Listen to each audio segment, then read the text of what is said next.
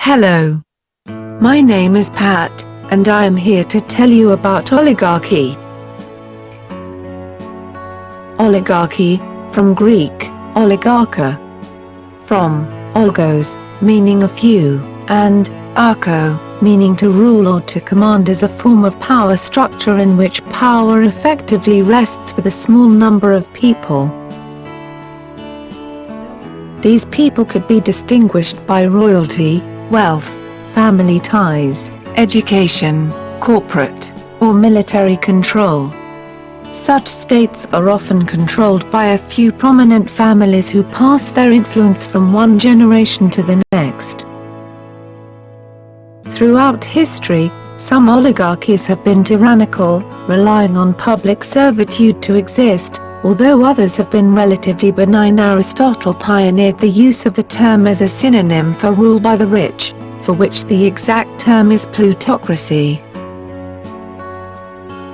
But oligarchy is not always a rule by wealth, as oligarchs can simply be a privileged group, and do not have to be connected by bloodlines as in a monarchy.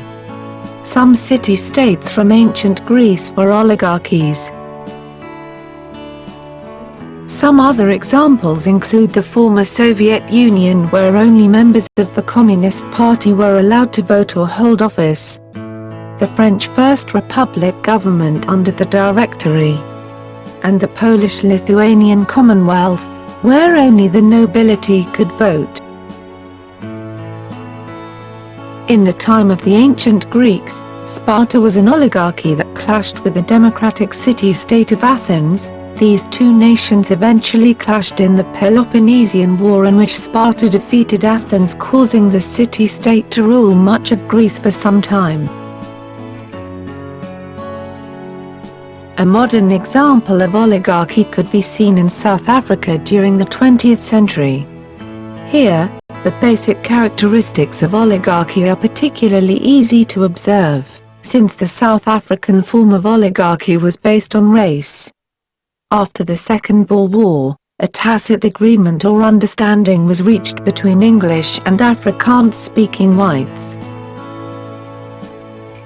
Together, they made up about 20% of the population, but this small percentage ruled the vast non-white and mixed-race population. Whites had access to virtually all the educational and trade opportunities, and they proceeded to deny this to the black majority even further than before. Although this process had been going on since the mid-17th to 18th century, after 1948 it became official government policy and became known worldwide as apartheid. This lasted until the arrival of democracy in South Africa in 1994, punctuated by the transition to a democratically elected government dominated by the black majority.